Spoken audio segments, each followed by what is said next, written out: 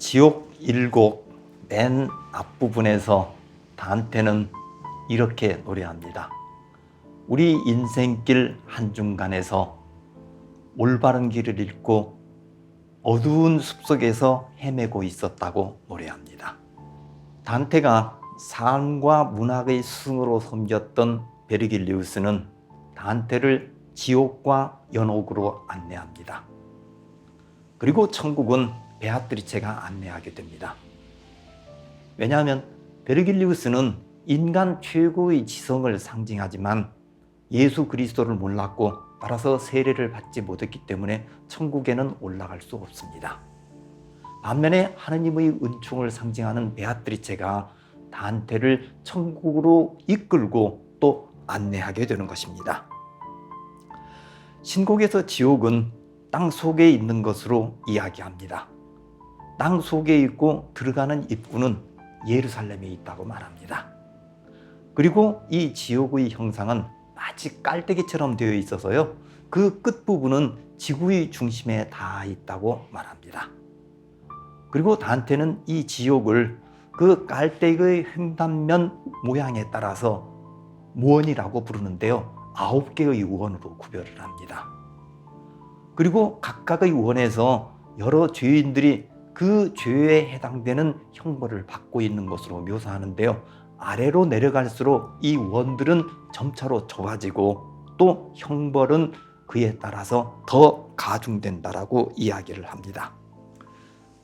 단테는 고전 신화에서 말하는 것처럼 바로 아케론 강을 건너서 지옥으로 들어가게 됩니다. 그리고 그 지옥에서 각각의 원들을 거쳐가면서 거기에 있는 죄를 지은 영혼들을 만나고 그들이 받고 있는 처참한 죄의 형상을 묘사합니다. 이 지옥 여행에서 우리의 관심을 끄는 것 중에 하나는요, 죄의 분류라고 말할 수 있습니다. 물론 그것은 단테가 자기 나름대로의 이유를 들어서 죄를 분류하고 또 나누고 그에 따라서 영혼들이 벌을 받게 만들고 있는데요, 특징적인 것들은 지금 현대의 우리 관점으로 보았을 때는 약간 의아한 죄들도 있습니다. 예를 들어서 보면요, 탐식의 죄가 있습니다. 너무 많이 먹는 것도 죄라고 하고 또 너무 많이 먹은 이 영혼들이 바로 벌을 받아서 지옥에 있게 된다는 것은 지금 현대의 관점에서 보았을 때는 조금 의아하죠. 또 하나 특징적인 것은 단테가 보았을 때는 살인자보다도 사기꾼들이 더 큰 죄인이라고 보고 있는 겁니다. 그래서 더 밑에서 형벌을 받고 있는 것으로 묘사하는데요, 살인자처럼 이렇게 어떤 그 육체적인 어떤 해를 끼치는 건 못지않게 사기꾼들이 더 큰 해악을 우리 인간의 삶에 끼친다라고 이렇게 생각했던 모양입니다. 이 사기꾼들 중에서도 특히 은혜를 저버린 배신자들이 가장 큰 죄인으로 보고요, 그래서 단테가 이 배신자들은 지옥의 맨 밑바닥인 구원에서 형벌을 받고 있는 것으로 묘사하고 있습니다. 단테와 베르길리우스는 이렇게 지옥의 여러 원들을 하나하나 거쳐가면서 아래로 내려갑니다. 그리고 마침내 지옥의 맨 끄트머리인 지구의 중심에 도착하는데요, 바로 이 지구의 중심에는 지옥의 마왕인 루키페르가 틀어박혀 있습니다. 루키페르는 원래 아주 용모가 아름다운 천사였다고 하죠. 그렇지만 다른 천사들과 함께 하나님께 반역했고 그 죄로 하늘에서 떨어져서 이 땅으로 떨어지고 이 땅 속에 처박혀서 지구 중심에 도착해서 바로 지옥의 마왕이 되었다고 이야기합니다. 그런 루키페르가 있는 곳에서 단테의 지옥 여행은 끝나게 됩니다.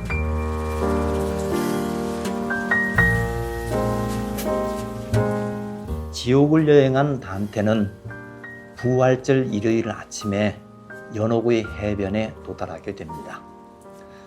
연옥은 남반구의 바다 한가운데 솟아있는 높다란 산이라고 하는데요, 예루살렘에 정반대되는 지점, 그러니까 대척 지점에 있다고 합니다. 중세 사람들은 지구의 북반구에만 땅이 있어서 사람들이 살 수 있고 남반구는 온통 물로 뒤덮여 있는 대양이로 믿었다고 합니다. 그 대양 한가운데에 연옥의 산이 높게 솟아 있다고 다한테는 상상했던 것입니다. 다한테는 이 연옥을 7가지 둘레로 구별하는데요. 가톨릭 교회에서 말하는 7가지 대죄에 따라서 그렇게 구별합니다. 산 허리가 깎여 나가서 평평하게 이루어진 곳에서 죄인들이 바로 자신의 죄에 대해서 속죄를 하고 있는 곳이 바로 이 연옥이고요. 그래서 이 7둘레로 구별을 하고 있는데요. 입구의 연옥과 그 다음에 연옥의 산 꼭대기에 있는 지상천국을 합해서 전체적으로 보면은 9구역으로 또 나뉘게 됩니다. 3의 배수가 또다시 나오게 되는 것이죠. 이제 연옥 여행이 시작되는데요. 이 연옥에서의 여행은 지옥에 비해서 상당히 느리게 진행되는 것처럼 보입니다. 단테는 입구 연옥에서 여러 영혼들을 만나고 또 그들과 이야기를 나누고 그들의 사연에 대해서 이야기하고 난 다음에 본격적인 연옥으로 들어가게 됩니다. 이 연옥이라는 구역은 저승구역 중에서도 잠정적인 구역입니다. 임시거처와 비슷한 곳이죠. 왜냐하면요, 그리스도교에서 말하는 최후의 심판이 끝나고 나면은 천국으로 올라갈 마지막 영혼이 이 연옥에서 형벌을 받고 나서 그 형벌이 다 끝나고 천국으로 올라가고 나면은 이 연옥은 존재 이유가 없어지게 됩니다. 말하자면 사라지게 되는 것이죠. 그런 의미에서 보면은 이 연옥은 우리 인간이 살아가고 있는 이승의 세계하고 상당히 많이 닮아 있다고 생각이 됩니다. 연옥은 일반적으로 문학과 예술의 노래편이라고 평가됩니다. 왜 그러냐면요, 이 연옥에서는 여러 영혼들이 나오는데 상당히 많은 시인들, 화가들, 조각가들, 그리고 음악가들이 많이 나오게 됩니다. 주로 문인과 예술가들이 많이 등장한다고 볼 수 있죠. 어쨌든 다한테는 이 연옥에서도 벌을 받고 있는 영혼들을 만나고 그들의 모습을 구경하면서 여러 둘레를 거쳐서 위로 올라가게 됩니다. 그리고 7둘레를 거쳐서 마침내 연옥의 산꼭대기에 펼쳐져 있는 지상천국으로 올라가게 됩니다. 이 지상천국에서는요, 그야말로 극적인 장면이 연출됩니다. 맨 먼저 여러 가지 상징으로 가득 찬 화려한 행렬이 이어집니다. 일종의 퍼레이드죠.